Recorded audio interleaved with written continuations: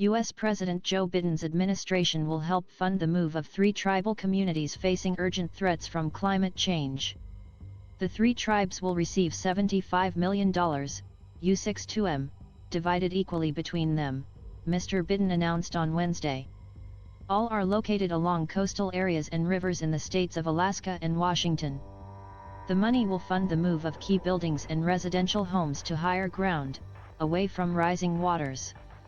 Mr. Biden made the funding announcement at the White House during the Interior Department's Tribal Nations Summit. In his remarks, he said the tribes receiving funding are at risk of being washed away. The money will help move, in some cases, their entire communities back to safer ground. Those receiving the funding are Newtok Village and the native village of Napakiak in southwest Alaska, and the Quinault Indian Nation, located on Washington state's Olympic Peninsula.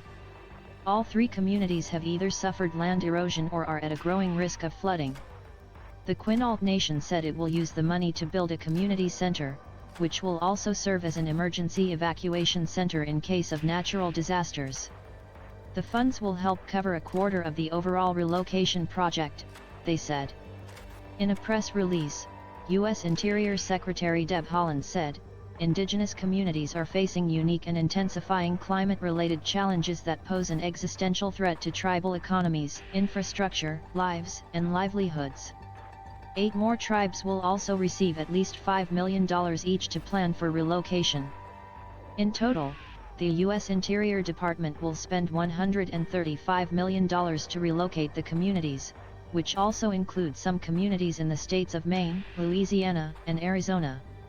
The financial support is a move by the U.S. government to help communities adapt to climate change by allowing them to relocate to safer ground, rather than paying for rebuilding efforts in case of damage suffered by climate change. A similar relocation fund of $48 million, the first of its kind in the U.S., was given out by the Obama administration in 2016 to the coastal village of Isle Delaware Jean Charles in Louisiana, which lost the majority of its land to the Gulf of Mexico. Residents, however, only began the relocation process this year after some disagreement on where they should move.